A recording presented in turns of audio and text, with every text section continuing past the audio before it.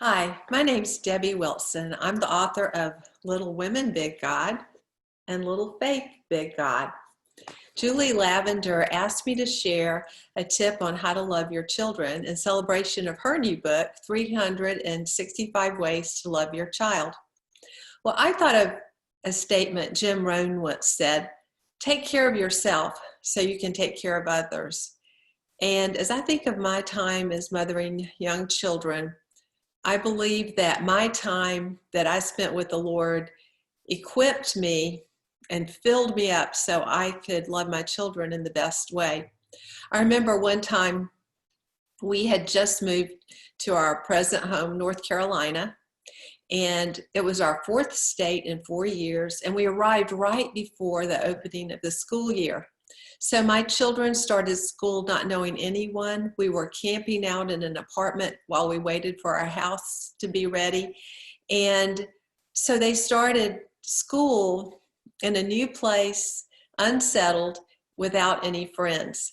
And the first week my kindergartner came home, I could tell something had happened. And when I asked him about it, I learned that at lunch he had tried to open one of those ketchup packets and he'd had a hard time getting it to open. And when he did, it squirted across the table. And some of it had landed on another kindergartner. And this girl thought that my son had done it on purpose, and she started yelling at him. And my son was shy and sensitive.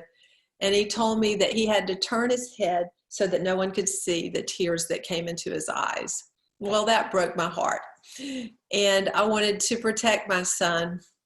And that night when he went to bed, it was my time I spent with the Lord. And the Lord reminded me of David and Goliath.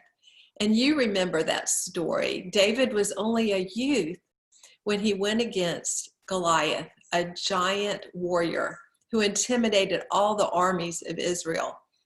And how did he do it? He went in the name of the Lord.